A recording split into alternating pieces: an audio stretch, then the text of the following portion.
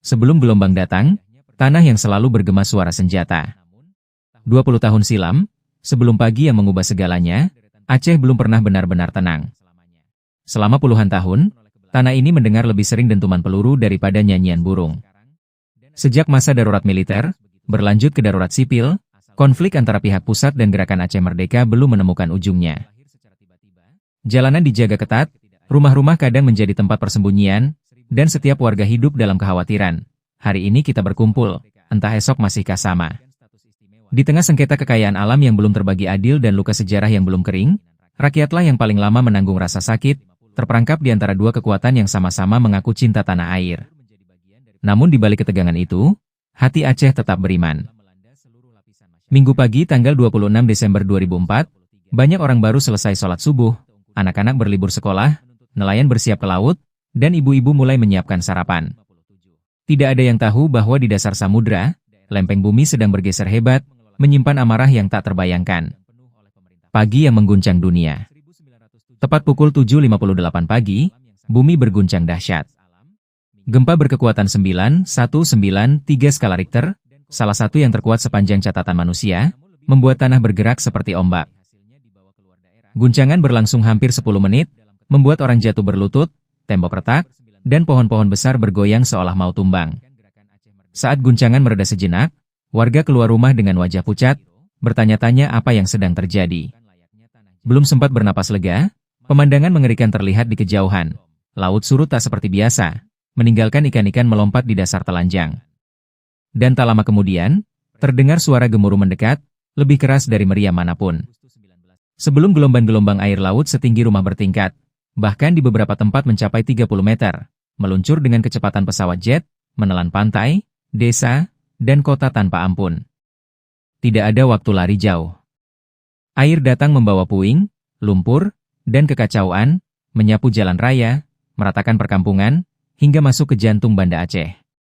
Listrik padam seketika, menara telepon roboh, kabel putus, Aceh terputus dari dunia, terperangkap dalam kegelapan dan sunyi yang menakutkan. Hidup dalam kegelapan dan pencarian yang tak berujung. Berhari-hari setelahnya, suasana sungguh seperti hari kiamat kecil. Lampu tak menyala, sinyal tak ada, jalan tertutup lumpur dan reruntuhan.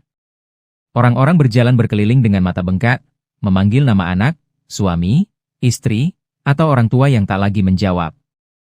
Banyak yang hilang begitu saja, tak ditemukan lagi hingga kini. Di mana-mana terbaring jenazah, bau yang menyengat memenuhi udara, membuat siapapun yang melihatnya tak sanggup menahan tangis.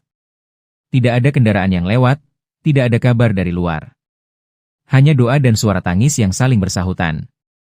Yang selamat saling berbagi sisa makanan dan air, melupakan dulu perbedaan dan ketegangan yang pernah ada. Di hadapan kuasa Tuhan, semua merasa sama kecil, sama rapuh. Mengangkat dan memuliakan jenazah di tengah kesulitan. Evakuasi berjalan sangat lambat dan berat. Jalan hancur, alat kurang, jumlah korban tak terbayangkan. Lebih dari 200.000 jiwa di seluruh Aceh pergi dalam sekejap. Relawan, tentara, warga bersatu mengangkat tubuh-tubuh itu dengan penuh hormat, memandikan dan mengafankan sebaik mungkin meski sarana terbatas. Karena tak sempat mengidentifikasi satu persatu, banyak yang dimakamkan bersama di lahan luas seperti di Siron, Ingin Jaya. Tempat yang kini dikenal sebagai kuburan massal, tempat puluhan ribu putra-putri Aceh beristirahat berdampingan. Setiap gundukan tanah itu menyimpan kisah, menyimpan rindu yang tak sempat terucap. Saksi bisu yang tak pernah lupa. Di antara puing-puing, ada hal yang tak masuk akal namun nyata. Kapal pembangkit listrik seberat 2.600 ton bernama PLTD Apung terseret gelombang sejauh 5 km dari laut, hingga mendarat tepat di tengah pemukiman warga, menindih 2 rumah.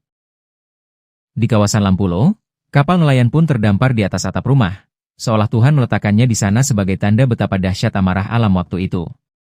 Kapal-kapal ini kini tetap berdiri tegak, tidak dipindahkan, menjadi saksi bisu bagi siapa saja yang datang, bahwa air laut pernah melangkah sejauh itu ke daratan. Kini, di pinggir laut Banda Aceh, berdiri Museum Tsunami, bangunan yang bentuknya menyerupai gelombang dan perahu tradisional Aceh.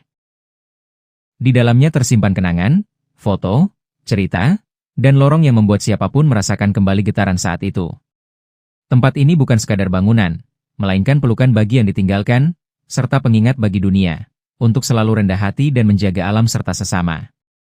luka yang melahirkan damai. Aneh namun benar, bencana besar itulah yang akhirnya menyatukan hati yang sempat terbelah. Di hadapan musibah yang sama, pihak yang dulu saling berhadapan akhirnya berkumpul di meja perundingan. Kurang dari setahun setelahnya, kesepakatan damai ditandatangani, senjata diletakkan, dan Aceh perlahan mulai membangun kembali harapan. Kisah ini mengajarkan, perdamaian memang dibeli dengan air mata, tapi air mata itu tak boleh sia-sia. Keadilan, pengakuan, dan persaudaraan adalah janji yang wajib ditepati. Kisah ini bukan sekadar kenangan pilu, melainkan pengingat, mari kita jaga persatuan, keadilan, dan perdamaian yang sudah dibangun dengan susah payah. Jangan biarkan luka lama berulang lagi. Ingat, konflik yang berkepanjangan lahir dari ketidakadilan.